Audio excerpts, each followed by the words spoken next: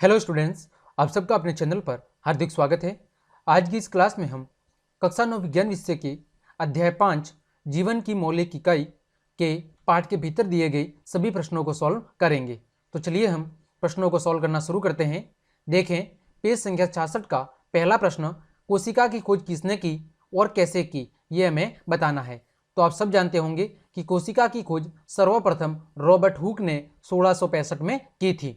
उन्होंने 1665 में कॉर्क की पतली छीलन को अपने बनाए गए सूक्ष्मदर्शी में देखा, जिसमें उन्हें मधुमक्खी के छत्ते जैसी छोटी छोटी कोठरियां दिखाई दी, जिन्हें उन्होंने क्या नाम दिया? सेल यानी कोशिका नाम दिया। यानी जब उन्होंने कॉर्क की एक पतली नली में, ठीक है, क्या किया, या कॉर्क की पतली एक काट में अपने बनाई गई सूक्ष्मदर्शी की सहायता से उसकी संरचना को देखा, तो उन्हें मधुमक्खी के छत्ते में जिस तरह छोटी छोटी कोष्ठक नुमा संरचनाएं पाई जाती है, ठीक उसी तरह उन्हें क्या दिखाई दी? छोटी छोटी संरचनाएं दिखाई दी, और इन्हीं छोटी छोटी कोठरी नुमा संरचना को उन्होंने कोशिका नाम दिया। हालांकि रॉबर्ट हुक के द्वारा खोजी की ये कोशिका मर्त कोशिका थी। देखें चित्र में, ये आपको जैसा चित्र दिख रहा है, इसमें आपको ये छोटी छोटी कोष्ठक नुमा संरचना दिख रही है। इन्हीं कोष्ठक नुमा संरचना को उन्होंने कोशिका नाम दिया था। अगला प्रश्न देखें, प्रश्न संख्या 2, कोशिका को जीवन की संरचनात्मक व क्रियात्मक इकाई क्यों कहते हैं? हमें बताना है कि कोशिका को जीवन की संरचनात्मक इकाई क्यों कहते हैं, साथ ही इसे क्रियात्मक इकाई भी क्यों कहते हैं। तो देखें, सभी जीवों का शरीर अत्यंत छोटी छोटी कोशिकाओं से मिलकर बना होता है, इसीलिए इसे जीवों की संरचनात्मक इकाई कहते हैं। यानी अगर किसी सजीव की शरीर की सबसे छोटी इकाई की बात करें हम, तो वो क्या है? कोशिका। कई सारी कोशिकाएं मिलके क्या बनाती है? उत्तक बनाती है। कई सारे उत्तक मिलके अंग बनाते हैं, अंग मिलके एक तंत्र बनता है, और तंत्र मिलके क्या बनता है? शरीर बनता है। अतः कोशिका को सभी जीवों के शरीर की सबसे छोटी संरचनात्मक इकाई कहा जाता है। वही हम बात करें कि इसे क्रियात्मक इकाई क्यों कहा जाता है, तो एक जीवित कोशिका जो सभी मूलभूत क्रिया जैसे श्वसन, पाचन, उत्सर्जन कर सकती है, जो जीवन के लिए आवश्यक होती है। यानी हम बात करें एक सजीव के शरीर की, तो उसमें होने वाली छोटी से छोटी गतिविधि या क्रिया से लेकर बड़े से बड़ी गतिविधि या क्रियात्मक कार्य, सारे कार्य कोशिका के द्वारा ही संपन्न किए जाते हैं। इसी कारण से कोशिका को सजीवों के शरीर की क्रियात्मक इकाई भी कहा जाता है।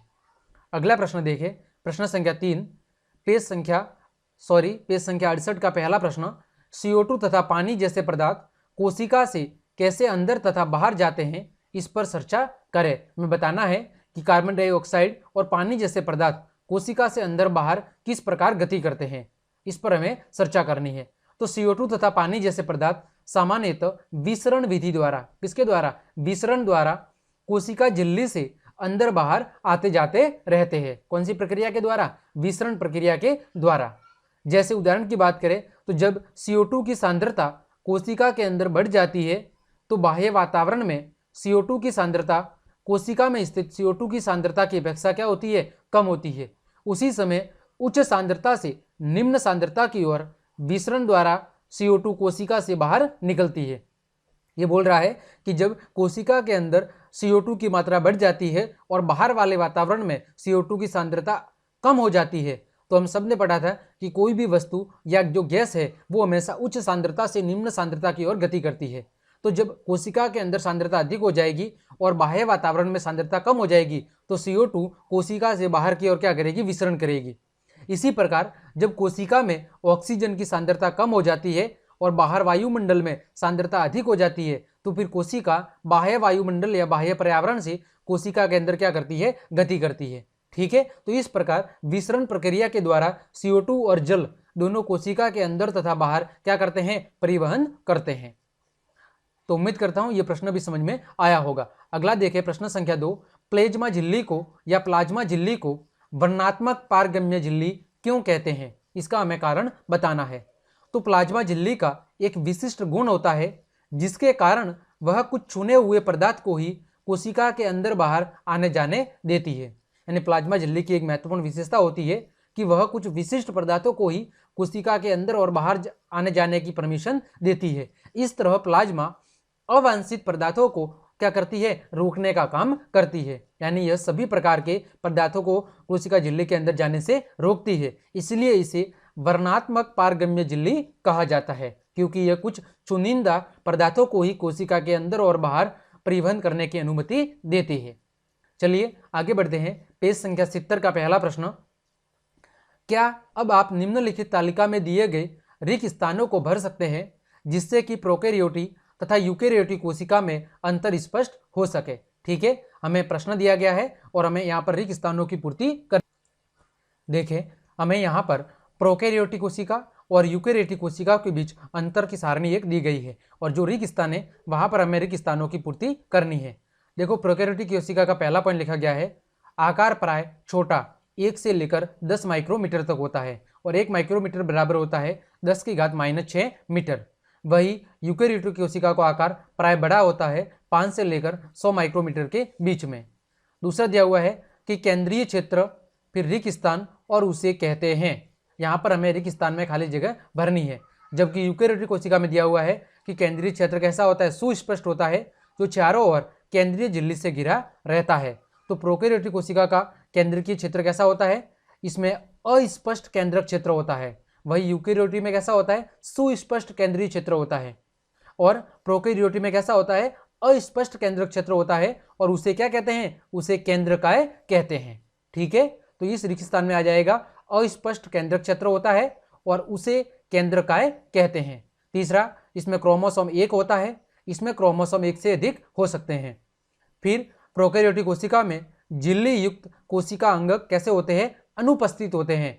वही यूकैरियोटिक कोशिका में झिल्ली युक्त जो कोशिका अंगक है वो कैसे होते हैं, उपस्थित होते हैं। तो इस वाली खाली जगह में आ जाएगा झिल्ली युक्त कोशिका अंगक क्या होते हैं, उपस्थित होते हैं। तो इस प्रकार हमने दोनों रिक्त स्थानों की अच्छे से पूर्ति कर ली है। अगला प्रश्न देखें, क्या आप ऐसे अंगकों का नाम बता सकते हैं जिनमें अपना आनुवांशिक पदार्थ होता है। ये पेज संख्या 73 का पहला प्रश्न है। हमें कुछ ऐसे अंगकों के नाम बताने हैं जिसमें आनुवांशिक पदार्थ पाया जाता है। तो कोशिका के अंदर ऐसे 2 अंगक कौन कौन से हैं, वो है माइटोकॉन्ड्रिया और प्लेस्टिड। ये 2 अंगक कोशिका के ऐसे हैं जिनमें अपना आनुवांशिक पदार्थ पाया जाता है। अगला प्रश्न देखें, यदि किसी कोशिका का संगठन किसी भौतिक अथवा रासायनिक प्रभाव के कारण नष्ट हो जाए तो क्या होगा। ये बोल रहा है कि यदि कोशिका का संगठन भौतिक अथवा रासायनिक परिवर्तन के कारण क्या हो जाए, नष्ट हो जाए, तो ऐसी स्थिति में क्या होगा। तो कोशिका जीवन की सबसे छोटी इकाई है जो सभी जीवित कार्यों में क्या है, सक्षम है।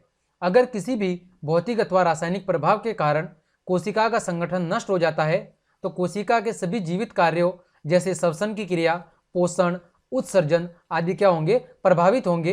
कोशिका धीरे धीरे अपना कार्य नहीं कर पाएगी और क्या हो जाएगी, नष्ट हो जाएगी। ठीक है, क्योंकि जब कोशिका का संगठन है उसकी संरचना ही नष्ट हो जाएगी तो ऐसी स्थिति में वो अपने सभी जो कार्य है जो कोशिका के द्वारा संपन्न किए जाते हैं उन कार्यों को करने में सक्षम नहीं हो पाएगी और इस स्थिति में वो धीरे धीरे नष्ट हो जाएगी और एक सजीव की क्या हो जाएगी, मृत्यु हो जाएगी। आगे देखें, अगला प्रश्न, लाइसोसोम को आत्मघाती थैली क्यों कहा जाता है।